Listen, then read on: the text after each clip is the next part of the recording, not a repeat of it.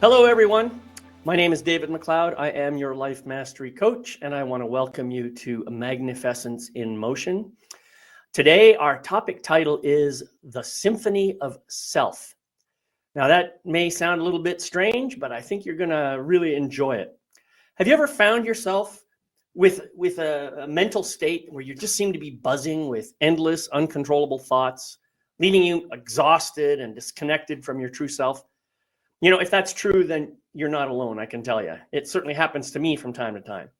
In our busy modern lives, it's all too easy to lose touch with our inner voice amongst all that noise that's going on. But what if there was a way to quiet the mental chatter enough to reconnect to the essence of who you really are? Wouldn't it be awesome to harmonize your heart, body, mind, and soul into a holistic, coherent presence? Well, that's where sound healing comes in. An ancient practice that harnesses the power of sound and music to help you find inner stillness and reconnect with your core essence. In today's episode of MagnifEssence in Motion, I'm delighted to welcome Sharon Carne, the co-founder of the Sound Wellness Institute, as she shares her wisdom on how sound can cut through the chaos and awaken the wisdom of the heart. So please welcome Sharon Carne to the program. There she is. Thank you so much, David. Here I am. Yeah. Well, it's great to have you again. I think it's been a couple of years since you were on my program, and we did talk a little bit about sound healing in that one. Today's topic is a little bit different, but I know that you're still focused on the same thing, and you're working hard on helping people to learn more about sound healing. And why is sound healing? Why is the whole concept of sound so important to you? Tell me a little bit about your journey, how you got there. Oh my gosh, David, I've been a musician all my life. And what really started formal study for me was getting a guitar under the Christmas tree when I was 16 years old. And before then, I'd sung in church choirs. My mom was always singing at home, and I'd studied the recorder, and not much music in school that wasn't being offered where I was going to school. However, the guitar lit a fire, and I ended up studying that formally for a number of years and getting a couple of university degrees in music, and then ended up teaching music and performing music for many years, not really very conscious about what I was doing, and it wasn't until around the 1990s where I had a group of adult students who were really nervous about performing and wanted to build their confidence in performing. So I ordered every book on stage fright that I could find, and we tried out some of the exercises in the books. And one of them was to imagine a color while you're performing. So what that does is it distracts that critical part of the mind. You were talking about the endless chatter. Right.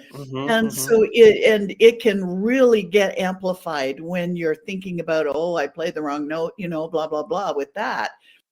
And so the color seemed to work really well, except that every time we tried it, whether it was an art gallery or coffee house or wherever we were performing for each other, somebody in the audience got the color. And they'd come up, and if I was doing my own program, I would choose one piece in the program to imagine the color, to practice it myself. And after one concert, this lady came up to me. She pointed to the same piece on the program, and she said, "Sharon, this was so beautiful. It made me imagine I was sitting by the ocean. The water was so blue." And I thought, okay, too many synchronicities. That's just way too many synchronicities. Right. And so I started diving into research on sound healing, and that was my true path. It took me a while to get there, but that's okay, because sometimes you have to go through a journey before you're ready to really step into that soul purpose, Right.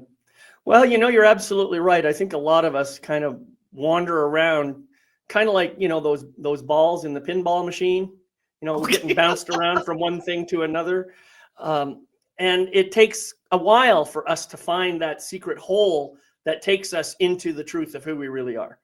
And I had the same kind of situation. It's interesting you talk about being a musician all your life. Well, I have too.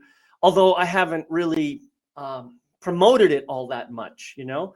I used to be a guitarist, singer, songwriter, and I performed and I tried building bands and stuff. But I remember when I was a young kid, I think I got my first guitar when I was 11 years old, but I never really started playing it very much until I was around 13.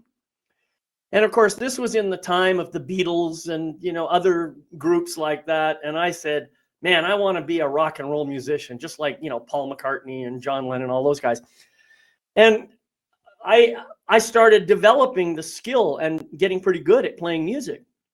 But of course, at the same time that the Beatles were around, there was also people like Jimi Hendrix and Janis Joplin, and of course, the whole associated drug thing that was going on with it. And so my mom was really, when I started announcing that I wanted to be a rock and roll musician, her fear kicked in, and my stepfather was much the same, and I was disavowed of that desire.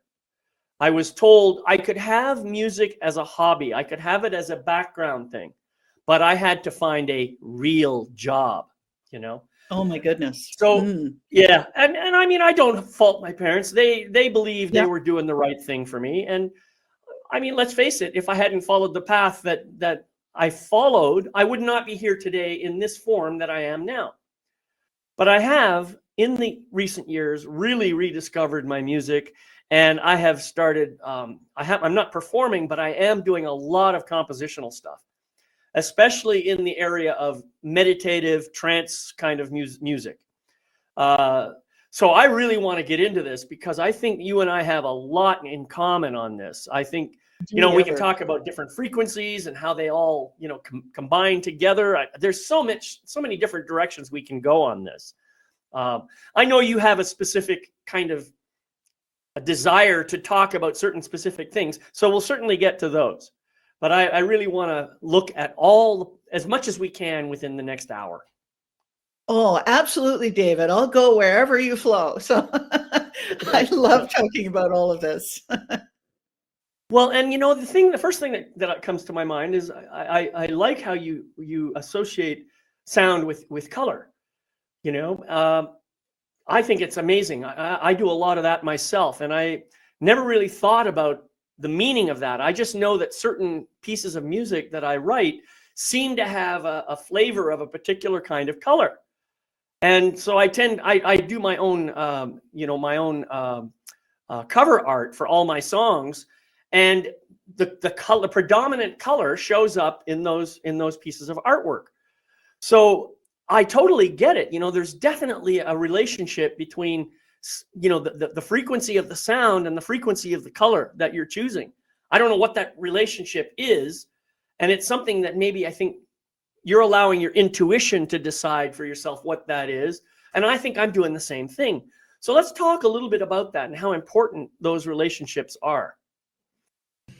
Oh my gosh, absolutely. And there's so many different threads within this question and this conversation, David. What I'm reminded of is one of my favorite books by Dr. Valerie V. Hunt called Infinite Mind. She was one of the first scientists to study the biofield. And so she measured the frequencies in the field. And this, coming to the colors, what she did is she measured the colors in the chakras. Now, when you have light, of course, and the colors in the field are light frequencies. And when you have a color of a light frequency, if we choose an easy number, sort of 80,000 hertz, it's usually in the thousands of hertz, any light frequency and more. So if you take 80,000 hertz, that's way higher than we can hear. So in order to bring that frequency into our hearing range, we use what's called the law of octaves, which means we just divide it in half. We divide the number in half. So that would bring us to 40,000 hertz. Divide that a half again, and we get into 20,000 hertz. Now that is the highest range of human hearing, but not many people, especially at my age, can hear 20,000 hertz. That high level of hearing drops off as we get older. So divide 20,000 in half, we come to 10,000 hertz, which is a really high frequency. Divide it in half again, we come to 5,000 hertz. Divide it in half again, we come to 2,500. 2,500 is a high note. So if we keep dividing it in half, we get into a comfortable hearing range and also the vocal range where we Right. can make the sound of a color. And they're related that way. They're related. And Yeah.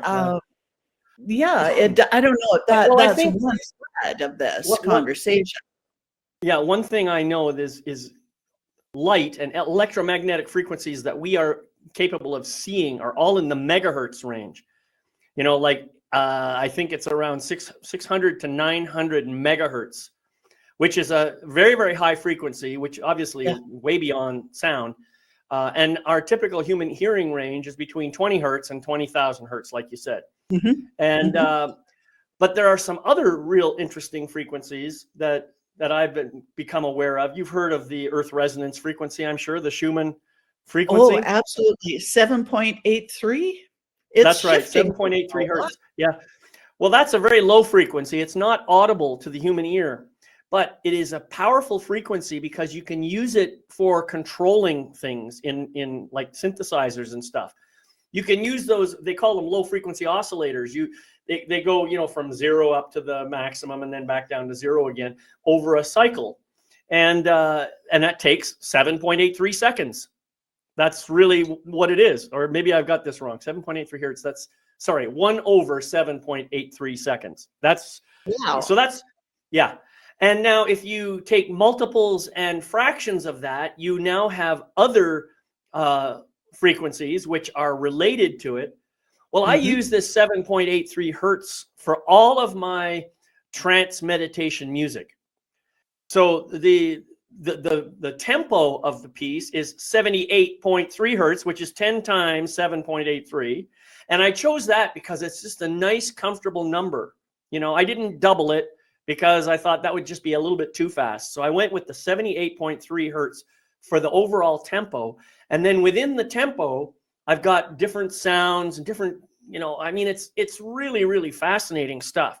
And to your point, you know, the idea of, I think you talked about brainwave entrainment, or maybe I'm just imagining that. But brainwave entrainment involves using special kinds of tones that Mhm. interact with the ear. So if Yes. you create a frequent, let's say it doesn't matter what the sound is, it can be any frequency for the sound. So a natural sound in the bass frequency, let's say like 200 or 300 hertz. But so you apply the one sound to one ear, to the left side of the stereo field, and you apply another one that's offset by a small frequency. And so to the ear, if you listen to each one individually, you can detect the difference in the frequency.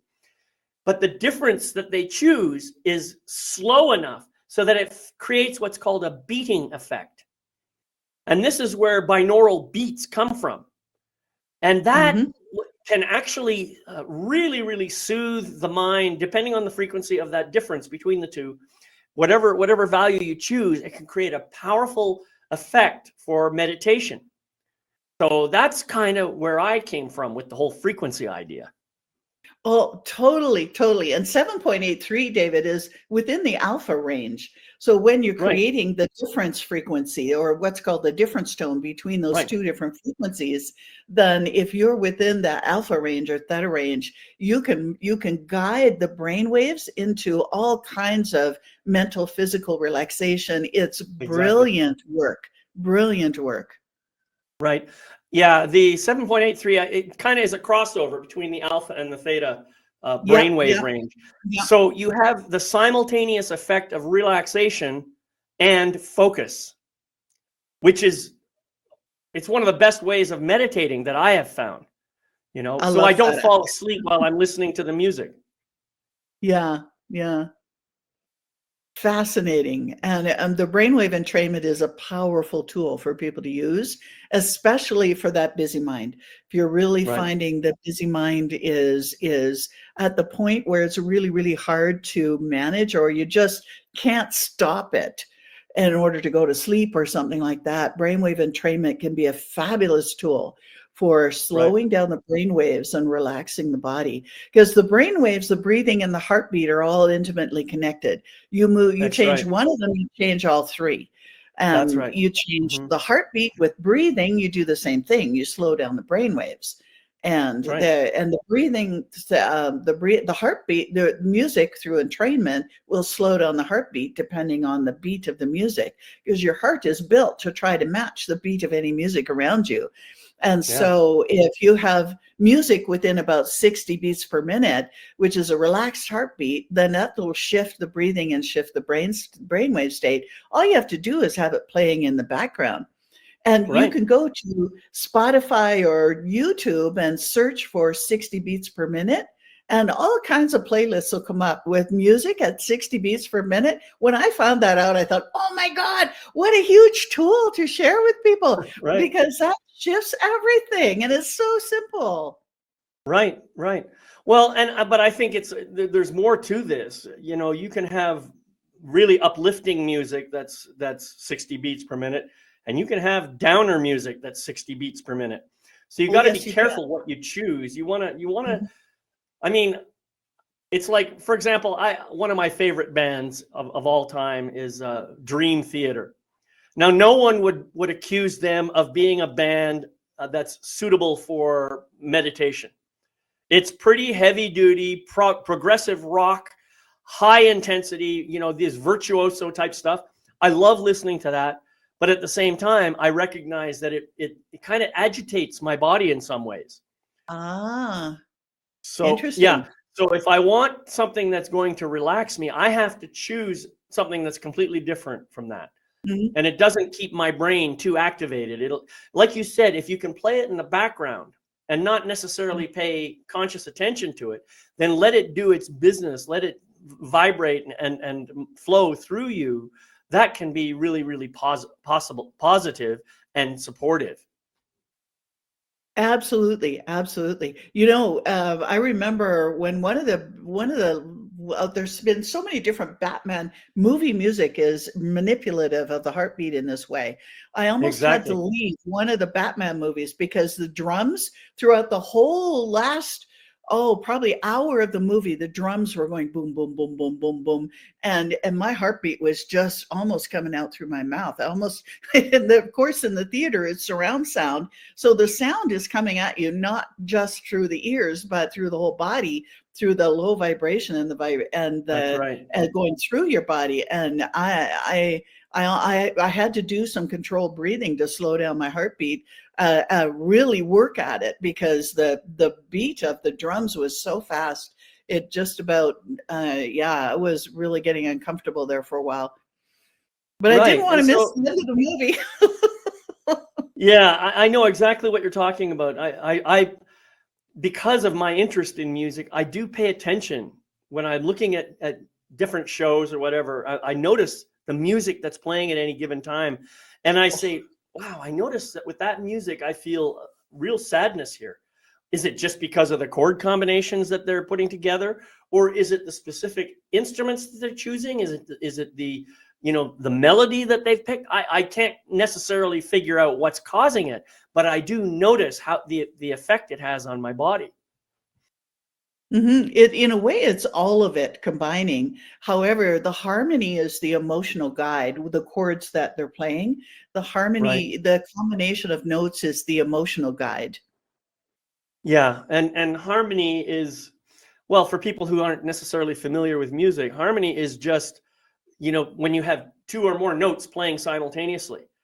It can be pleasing if those notes are in a nice relationship to one another, or it can be very jarring if those notes are discordant, where that is to Mhm. say they have certain intervals don't necessarily work really well together. I mean, they work for specific things, like maybe to create some tension or something like that. But if you're looking Yes. for that smooth, comfortable harmony, you got to find note combinations that are designed to generate that kind of energy. And you know it when you hear it. You can't necessarily say, oh, I see, that's a major third there and that's why I'm feeling this way, or that's a minor fifth or whatever. I mean, I'm not even sure I've got the names right, but Doesn't it matter. doesn't matter. It doesn't matter what the formal name of the interval is. What matters is how you feel when you listen to it, right? Exactly. Exactly, David. Totally in agreement there. And the discordant ones can be useful, as you're saying, to move energy. And when Right. we're training practitioners, we teach how to use discordant sounds with sound tools or with the voice in order to move stuck energy, because it can be helpful. However, you can't leave a person with a discordant energy or they stay there. You have to bring in the energy that settles the nervous system, because your nervous system responds to sounds, of course, with a flood of hormones. And discordant raises stress hormones. It also is an energy at the multidimensional level that can push against stuck emotional energy. As it's doing this with the muscle tissue, it's also Right. pushing the emotional energy, the discordant tones.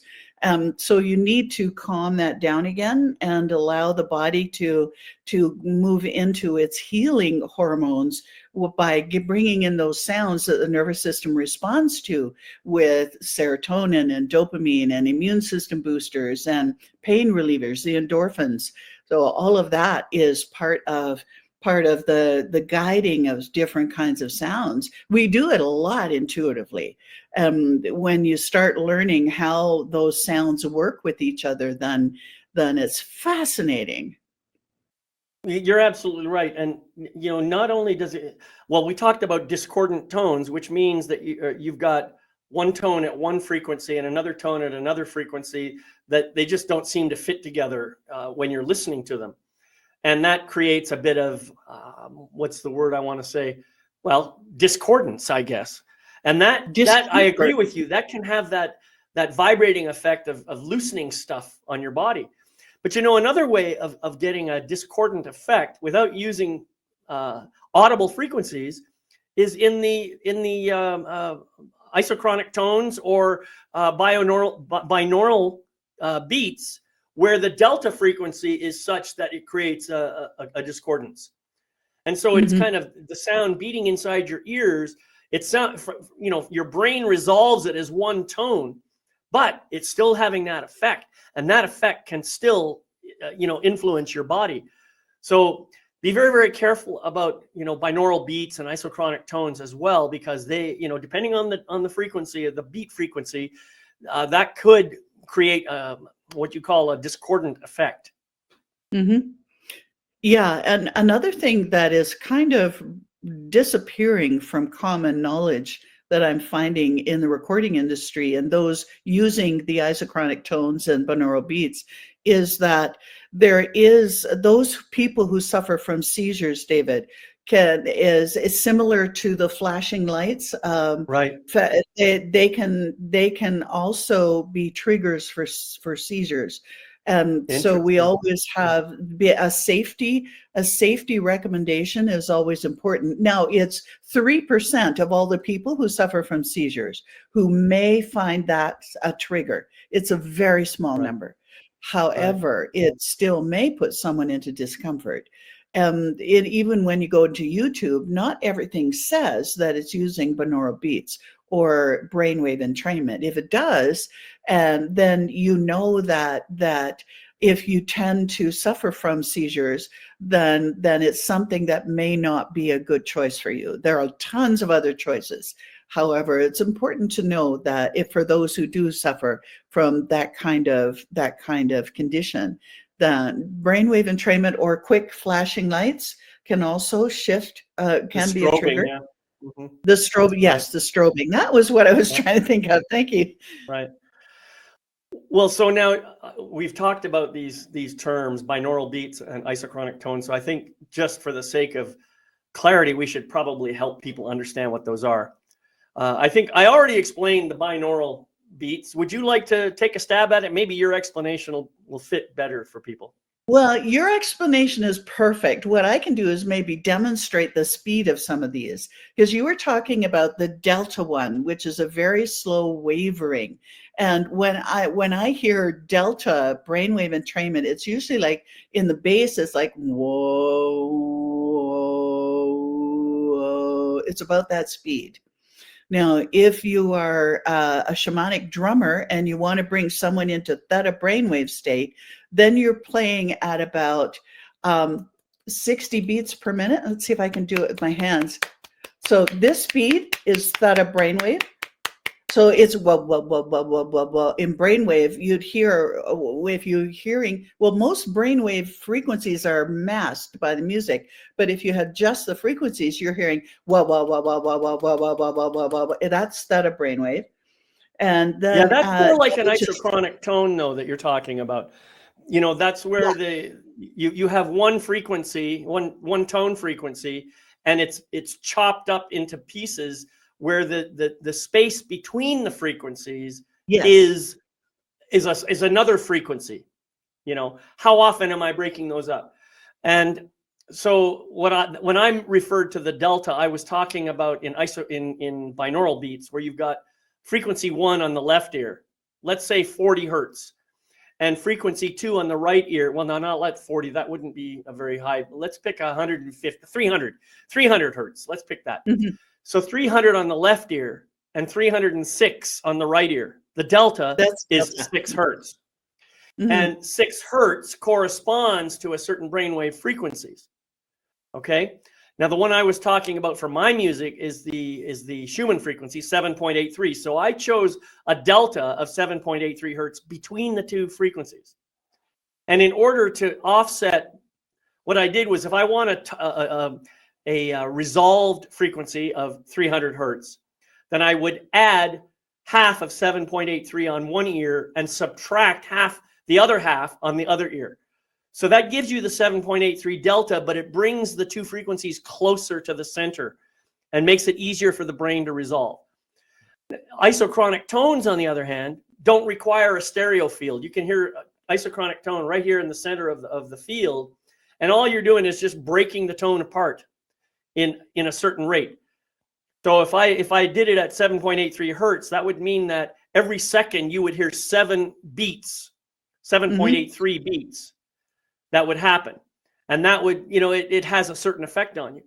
Generally speaking, these brainwave entrainment techniques are done at a volume that is lower than the rest of the music. So you can't necessarily hear them unless you pay real close attention, right? That's right. And they're designed that way because it's meant to be a subtle effect on the mind, on the brain. So that's how I understand it. There are other brainwave techniques as well. Monaural beats is another one, which I don't use at all myself. But now I know you use a lot of these, what do they call them, brass bowls and stuff like that. Yes. Now, why did you pick those? What do you find so powerful about those?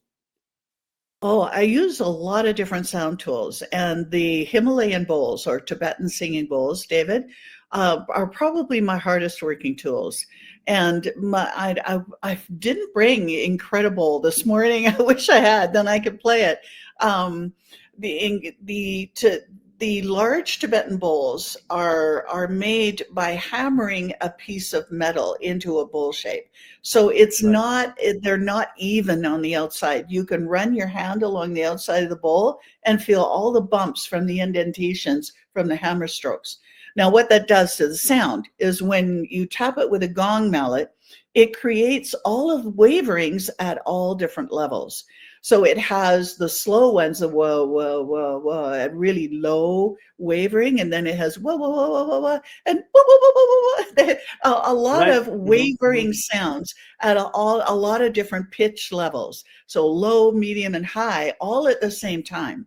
So it's like having a shower of brainwave entrainment tool or brainwave entrainment. It's a shower which is wonderful because it's a shower of frequency that works at a lot of different frequency levels in the body and in the field. Does that help answer the question? Yeah, I mean, I've got a couple of brass bowls. I don't think they're the Himalayan type. These seem to be more precise in their engineering. But they do produce really beautiful tones. And, that's another thing that I noticed. You talked about the mallet. certain mallets have the padding on the outside. So when you hit it, you get a really nice, gentle, soft sound that's easy to, to listen to.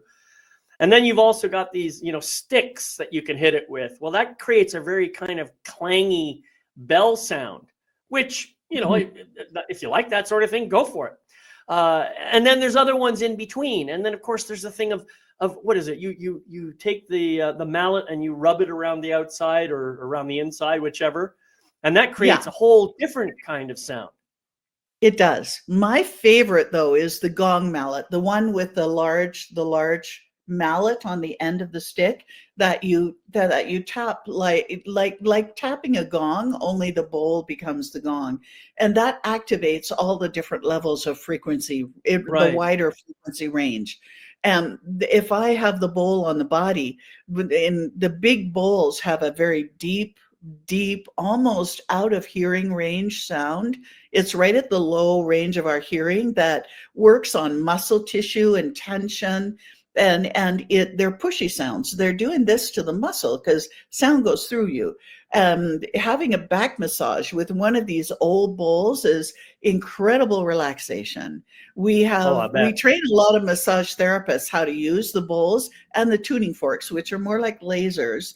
But the bowls create such a wavering of sound through the body that the body relaxes, and the massage therapist's job is a whole lot easier.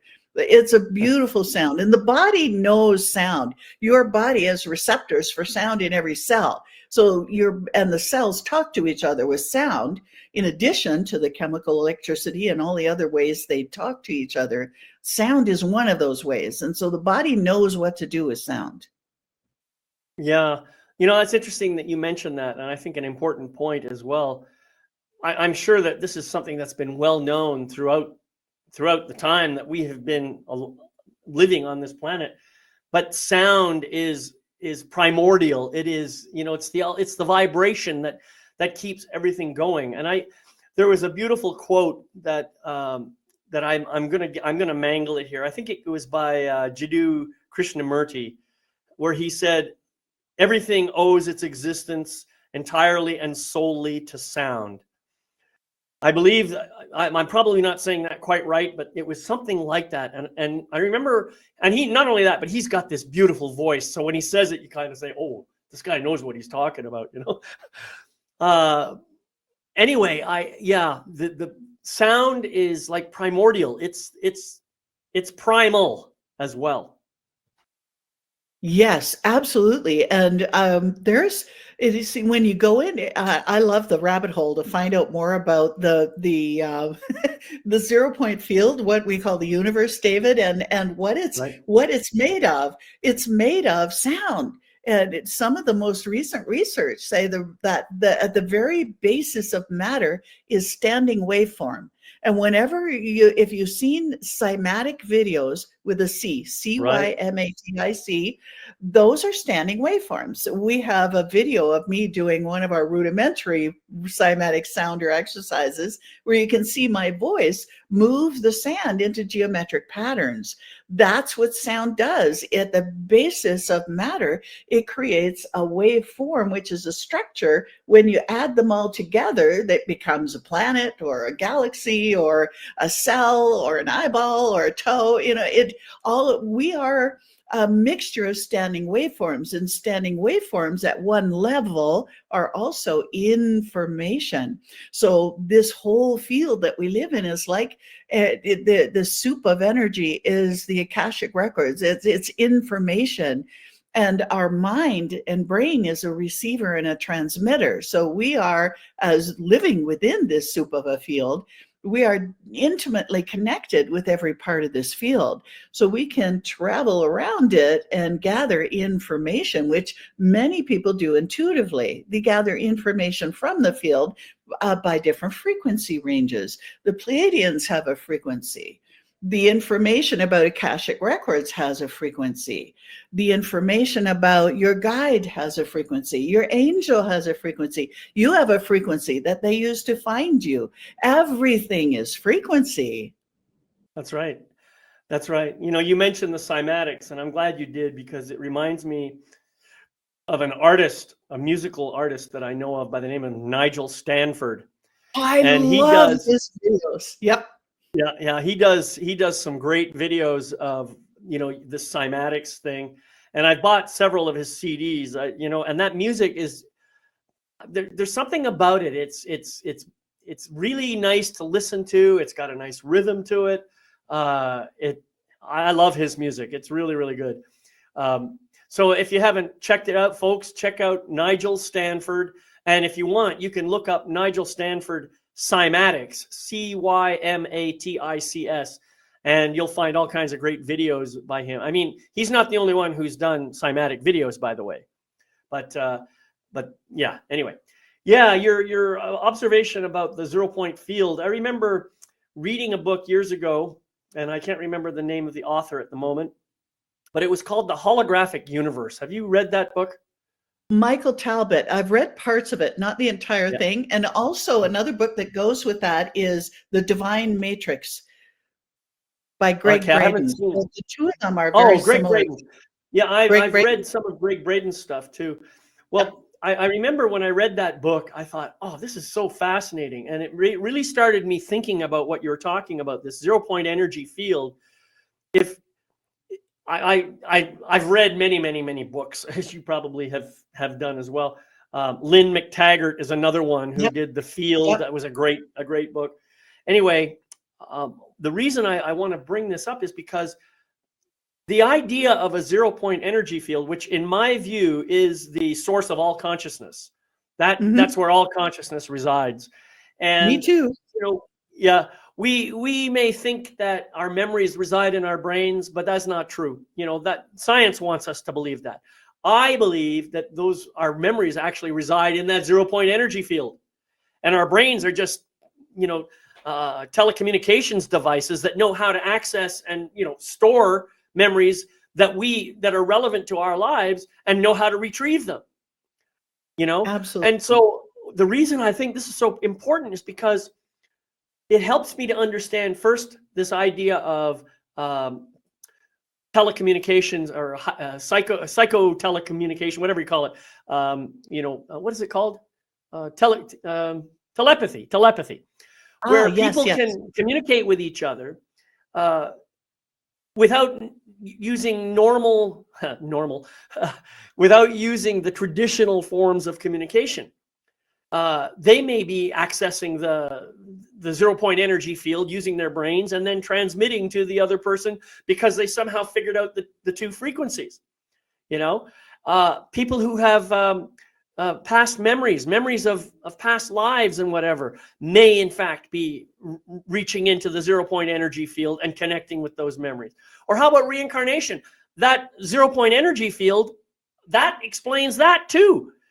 To me, it's all just so obvious, and yet mainstream science isn't going to buy it. They're going to say, no, we know that your memories are in your brains, and once you die, you're dead. That's it. You're gone. Yeah. Oh, I love this. I love this conversation, David. Yeah, it's absolutely fascinating. And with telepathy, if I could share a story about that, because there's some very practical uses for telepathy in the natural world. One of the things that I found a book, must have been 40 years ago, 30 or 40 years ago, called The Garden Workbook. And we had moved to Calgary and I was building gardens around our house. And I thought, Garden Workbook, maybe that will help. But no, Garden Workbook was all about working with the elementals and the Davic intelligence of the land. And so I was fascinated with the book. I was drawn to it because of garden, but it wasn't what it was about. And so I practiced on our own property over the years in connecting with the elemental energies and the consciousness within the land and within nature.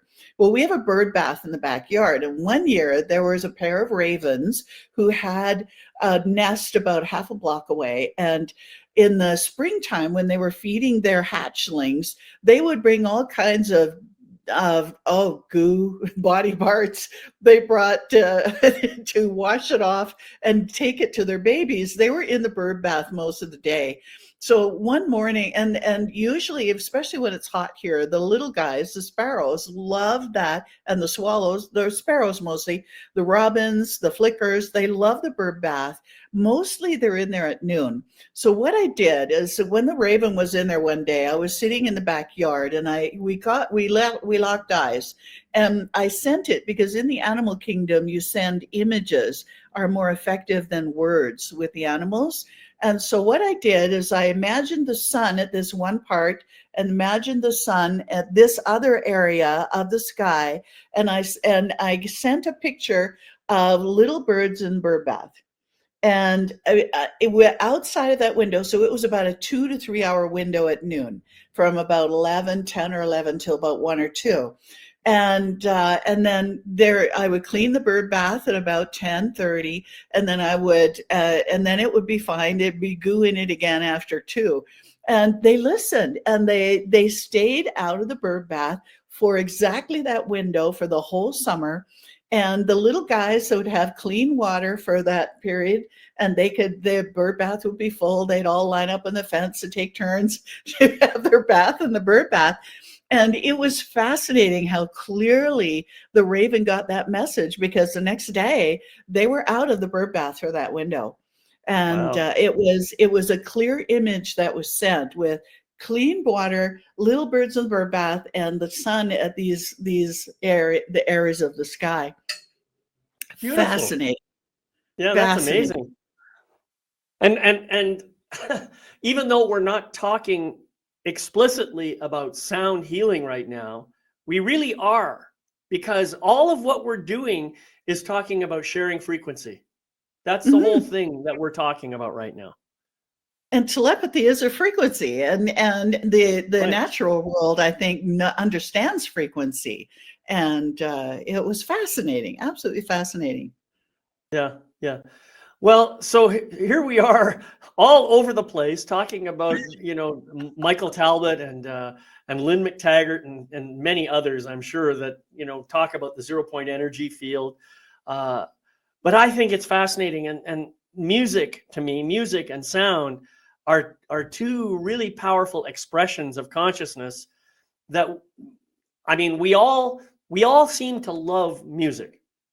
Mm-hmm. And music also seems to be pretty much a uniquely human thing. Certainly animals, they make sound and stuff for communicating and stuff, but it's not clear that they make sound just to give themselves pleasure, right? Whereas with humans, music is really all about activating and expressing emotion and sharing the experience of that emotion through sound. And it's a powerful medium. David, I so agree. And there's another story that came to mind. I agree that it's a human quality. However, the natural kingdom understands it.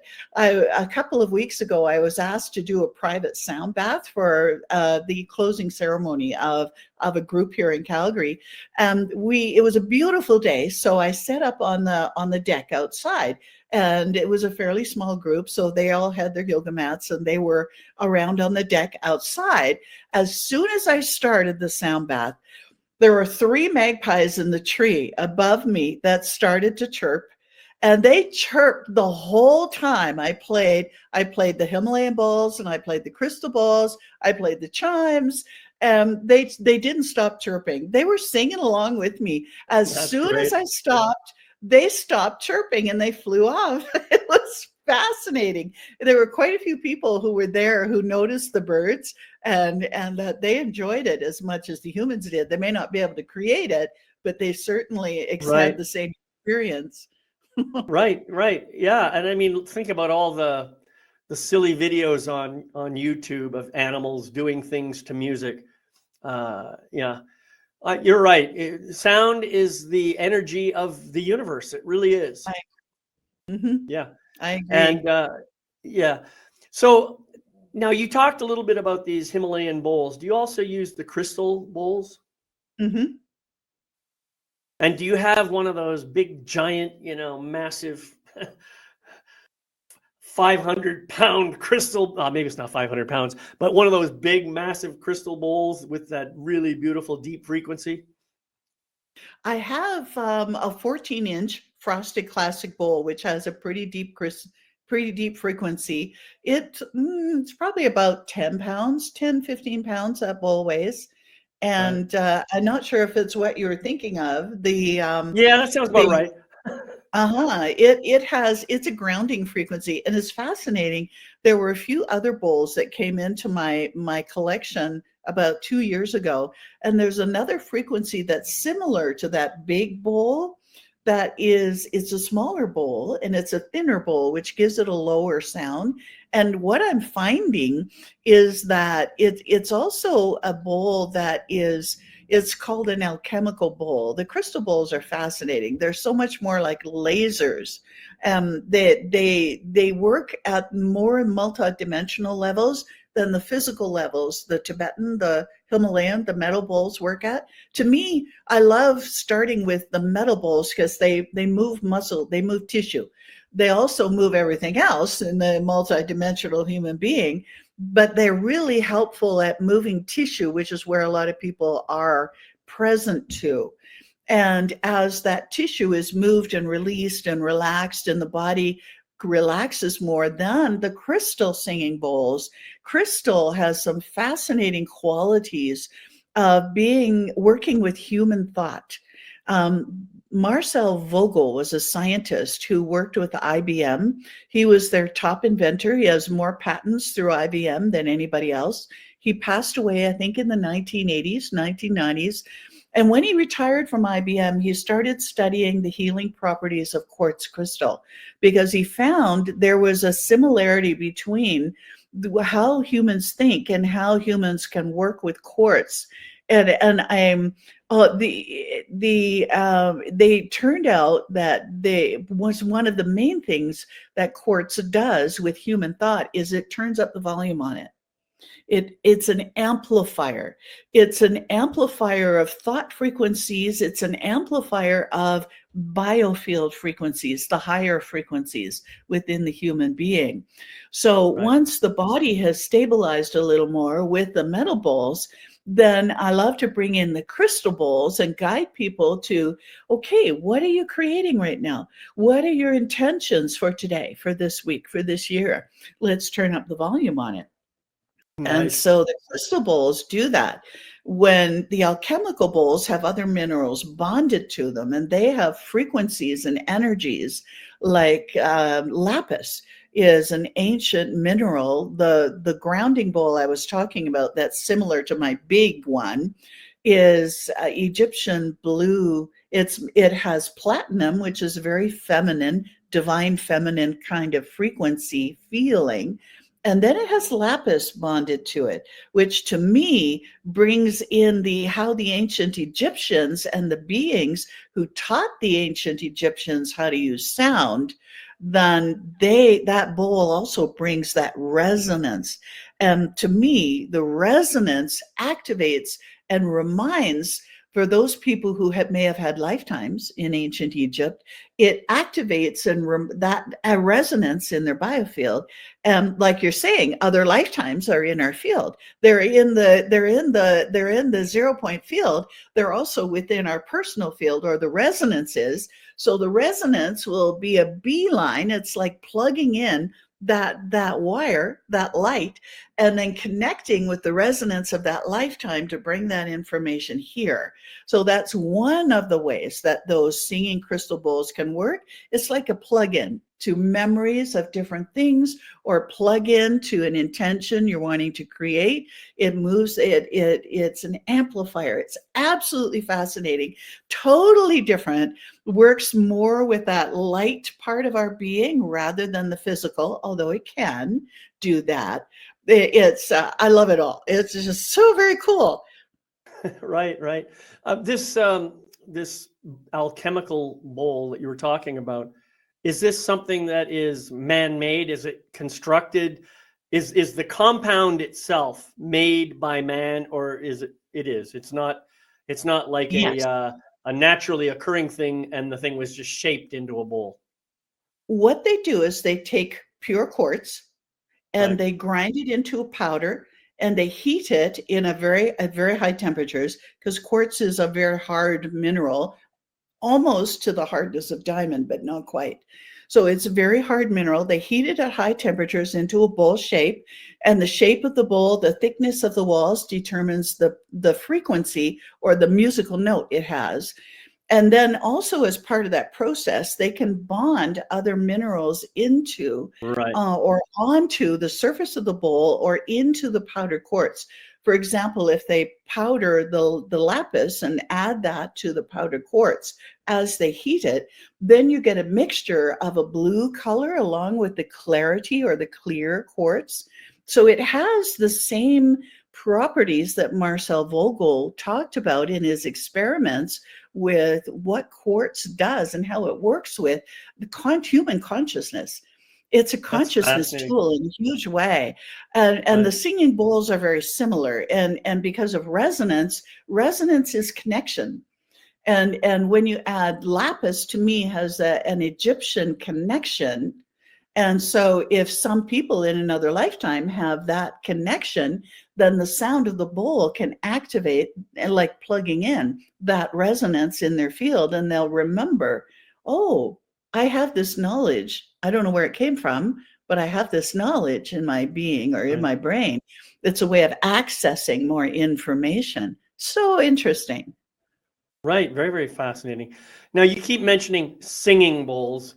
And so I want to ask you about this idea of singing and the human voice and how the voice can be used for generating sound or for, for healing ourselves. Can you talk a little bit about that? Oh my gosh, the voice is the master. The voice is the master of all of this. It can do as much, if not more, than the singing bowls. The singing bowls are wonderful. Some people need tools to work with. However, we all have this one, and we Hmm. all can use it. We use our voice already in natural ways that stimulates our nervous system to release endorphins or biochemicals that helps the body heal. One of them is as simple as a sigh, Right. releases endorphins that helps the body manage pain. Even things like a heart sound resonates the heart. When you make you can feel the whole rib cage resonate and feel that resonance in the Right. heart. When you go hee, that activates the brain and brings more focus. We have all of this built into our bodies already. And when we add conscious intention to it, then we can amplify the healing results. Some more interesting information also, David, is that every frequency of your voice, or your voice, I should say, I'll reword that. Your voice carries every frequency of your body, including all of the emotional energy. So if you have a discomfort in the body, for example, I've been playing more guitar lately, so I have tight muscle, and right now I can point to right there. I've got a good tight knot. And so if I want to release the discomfort in that, I can feel the tightness there. Then what I do is I create the intention to connect with exactly that spot and the sound in from my voice that will help it relax. And often we can find this intuitively. And sometimes you can slide your voice around up and down and high and low and find out where it wants to land. So if I do the sliding, I'll do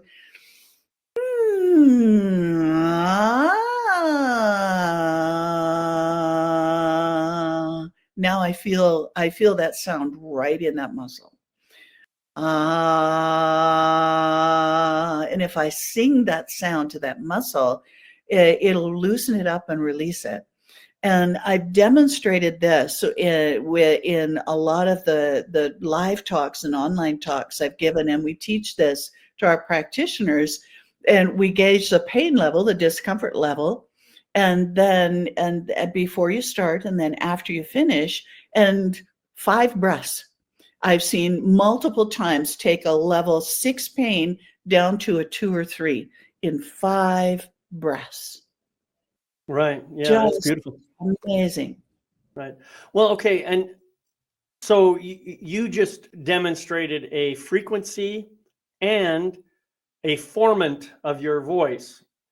Yes. And you could have chosen a different formant that might have had, at the same frequency, that might have had a slightly different effect. So instead of Yes. you might have gone oh or something like that. Or just hum. A hum also Mm, vibrates the muscles. right, right, Also, I can feel that there too. right. And so this is really important. I want people to understand this, that you can try all these things for yourself. This is easy stuff to do, and you don't have to do it in front of an audience like we're doing. So you don't have to worry about being embarrassed if your voice sounds a little funny or something like that. Just do it in the privacy of your own sacred space, and just trust that your voice, your body is going to find the right frequency that helps you. I know that when I do my meditation, I've shared this before, I really love just doing om. And I found that sound, it just kind of vibrates through my chest and I can feel it in my back. And that's where I tend to carry my stress. So the vibration tends to release, it relaxes the muscles and releases the stress. And I'll do it, even just 3 times is enough. And the way I do it, that other people can try different things. I'll just take as deep a breath as I can. And when it comes out, I'll let the om come out. And I'll just take as long as I can and hold that for as long as possible. Sometimes it might be as long as 20 or 30 seconds, you know? So these are powerful, powerful tools that most people don't even know about. Or maybe they do, but only in a kind of a subconscious way, So we're bringing awareness to them. Which is so brilliant. I love the Om story, David. And the Om is an incredible sound. Mantra is a whole other topic. Right. That is fascinating. That brings an actual field into your space. The Om does that too. Absolutely fascinating. That we could go on for that. So I guess what I'd like to do is maybe just kind of wrap up with an idea of how sound can help create coherence in the mind, the heart, the body, and the soul.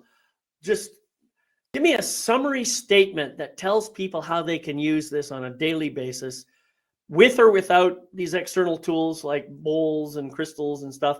Yeah, go ahead. Easy. Hum a lullaby to your heart. Put your hand on your heart and hum a low sound until you feel the vibration in the heart. Takes about 4 or 5 breaths. That calms the mind and it brings your awareness into the heart. It's a wonderful way to create what's called heart-brain coherence, not brain-heart, heart-brain coherence, and puts the brain into its appropriate alignment with the heart. The heart guides your life, not your brain. And we give the brain too much work. So hum a lullaby to your heart. That's beautiful. And it's so simple. Anybody can do that. Yep. Yeah. I mean, we hum lullabies to our children, don't we? Mm-hmm. Or maybe even sing them. So why not give your heart the same love and attention? Heart loves it. Yeah, right. The heart loves it. That's beautiful. Well, Sharon, this has been really awesome. I've just really enjoyed talking to you and learning more about what you do and so forth. Are there any final words you'd like to share, and maybe talk a little bit about where people can find out more about you? Oh, well, thank you, David. People could go to soundwellnessinstitute.com. And there's all kinds of information there about our programs. And also, if you go to coming events, I do a lot of things here in the Wellness Universe Lounge.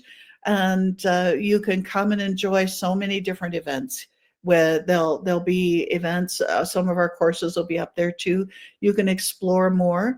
Our blog is at soundwellness.com if you want to go explore there too. Most of the information is at soundwellnessinstitute.com. Beautiful, beautiful. Yeah, and I'd really encourage people to go and check all this stuff out, and of course reach out to you in person if they want some guidance. Well, so thank you so much for being here today. It's been a real joy sharing this space with you. I've enjoyed the singing and the dancing, the playing around with music. Oh, David, every time I am honored with a conversation with you. It's so much fun. Well, I thank love you. our conversations. Thank you. Yeah, thank you so much. And everybody, thank you for being here. Thank you for being here on the live program, those of you who showed up. And thanks to those of you who are watching the recording. I'd like to just remind you that I have recordings of this and every other episode on my website at MagnifEssence.com. So go check that out. And before we close out, I'd like to remind you of one of my favorite practices. It's called my Life Mastery Mantra. It's 3 sentences, easy to say, easy to remember, and easy to do. So I'm going to encourage you to just practice this on your own. It's real simple. It goes like this. I gratefully forgive the imperfect being I have been in the past. I gratefully accept the magnificent being I am right now. I gratefully welcome the evolved being I am becoming in each new moment. So thank you so much for being here today. I want to wish you love, light, and blessings on your continuing journey. And I'll see you next time on MagnifEssence in Motion. Bye-bye.